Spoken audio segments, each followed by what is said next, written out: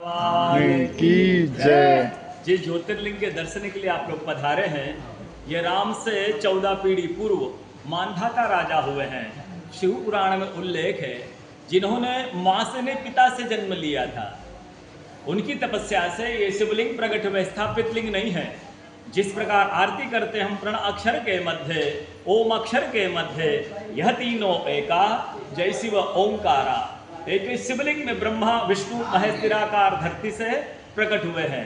इसलिए अखंड दीप जो जल रहा है प्राचीन समय से, एक ही दीपक में 3 बातियां लगातार जल रही है, ब्रह्मा विष्णु महेश की। इस पहाड़ी के ऊपर 7 किलोमीटर का परिक्रमा मार्ग है, वो भी ओम आकृति में है। जो पर्वत पे हम प्रभु के दर्शनों के लिए खड़े हैं, ये पर्वत स्वयं शिवलिंग की आकृति में है। चारों तरफ नर्मदा मैया जलेरी बनकर बह रही है। पूरे 12 ज्योतिर्लिंगों में शयन आरती होती है, लेकिन बाबा का विश्राम ओमकारेश्वर ज्योतिर्लिंग में है। यहाँ शयन के लिए उनके लिए झूला पलना चौपड़ पासे बिछाए जाते हैं। बाबा यहाँ विश्राम करके 3 बजे रात उठकर महाकालेश्वर जाएंगे, वहाँ स्नान करते हैं। इसलिए वहाँ का भस्म आरती प्रसिद्ध है, यहाँ का शयन आरती प्रसिद्ध है। शिव पुराण में भी कथा आती है, महिला 16 सोमवार व्रत करती है, उसमें भी कथा आती है। क्या कथा आती है? प्रतिदिन भोलेनाथ आते हैं, माँ के साथ विश्राम करके सुबह ब्रह्म मुहूर्त में उठकर चले जाते हैं। एक दिन जब भोले बाबा माँ के साथ पधारते तो माँ पुजारी से पूछती, पुजारी हमें विश्राम के लिए जा रहे, चौपड़ पासे में किनकी जीत होगी? पुजारी बोलते कि आज ही भोले बाबा जीतेंगे। ऐसा बोलकर पुजारी घर चले जाते हैं। भोले बाबा माँ विश्राम के लिए चले जाते हैं। सुबह ब्रह्म मुहूर्त में जैसे ही भोले बाबा माँ बाहर निकलते हैं, पुजारी द्वार पर रहते हैं।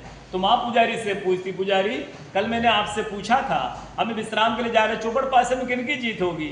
आपने कहा भोले बाबा जीतेंगे। भोले बाबा नहीं, मैं जीती हूँ। माँ ऐसा बोल करके उनको श्राप दे के चली जाती है। उनके तुरंत पश्चात अप्सराएं शिवलिंग पे जल चढ़ाने आती है। तो अप्सराएं पुजारी से पूछती, पुजारी अस्वस्थ क्यों हो गए? आप तो ठीक थे। फिर पुजारी बताते हैं, प्रतिदिन भोले बाबा माँ के साथ विश्राम करके चले जाते थे।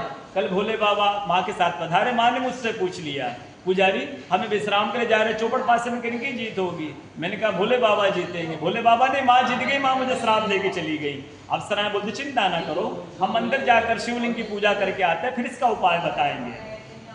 अप्सराएं अंदर जाकर शिवलिंग की पूजा कर बाहर आकर बोलती, पुजारी आप 16 सोमवार व्रत कीजिएगा, व्रत करते ठीक हो जाएंगे, व्रत करते स्वस्थ हो जाएंगे। ये वो कथा का दर्शन ओंकारेश्वर ज्योतिर्लिंग में प्रतिदिन होता है।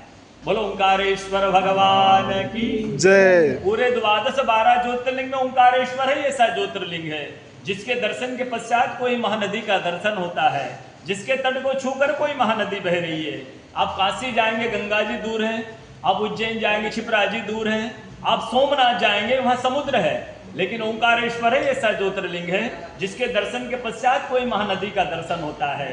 वो महानदी है रुद्रदेहाय विद्महे मैं कलकन्याज धीमहि तन्नो नर्मदा प्रचोदयात्। भगवान शंकर की देह से पसीने के बूंद से निकली है मां नर्मदा।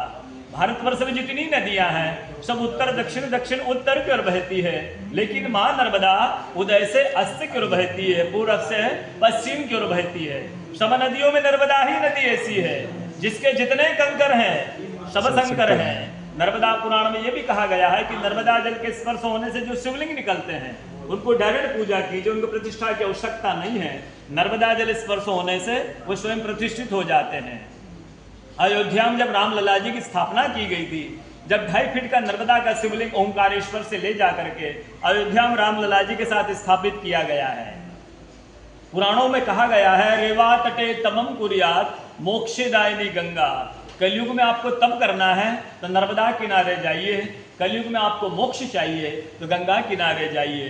रेवा तटे तपम कुर्यात मोक्षदायिनी गंगा। तो नर्मदा किनारे एक तपस्वी संत का अनुभव बताता हूं मैं आपको, जो वर्षों से नर्मदा का तप किया उन्होंने। जब वो देखते हैं सुबह से 3-4 बजे ब्रह्म मुहूर्त में एक कोई माई आती है और नर्मदा स्नान करके लौट जाती है। संतों को जिज्ञासा हुई कि मैं वर्षों से इस माई को देख रहा हूँ, नर्मदा स्नान करके चली जाती, कल मैं माई से पूछूंगा। सुबह 3 से 4 बजे वो माई नर्मदा स्नान करके लौट रही थी। संत ने देखा माई जा रही है नर्मदा स्नान करके।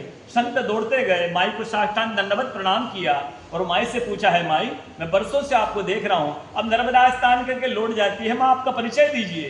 तो माई अपना परिचय देती है कि मैं गंगा हूँ, कलयुग में शुद्धिकरण करने के लिए नर्मदा स्नान करने के लिए आती हूँ। बोलो गंगा मैया की जय। नर्मदा मैया की जय। ओंकारेश्वर भगवान की जय। आज के कथा के आनंद की जय। सारे भक्तों और भगवान की जय। हर हर महादेव।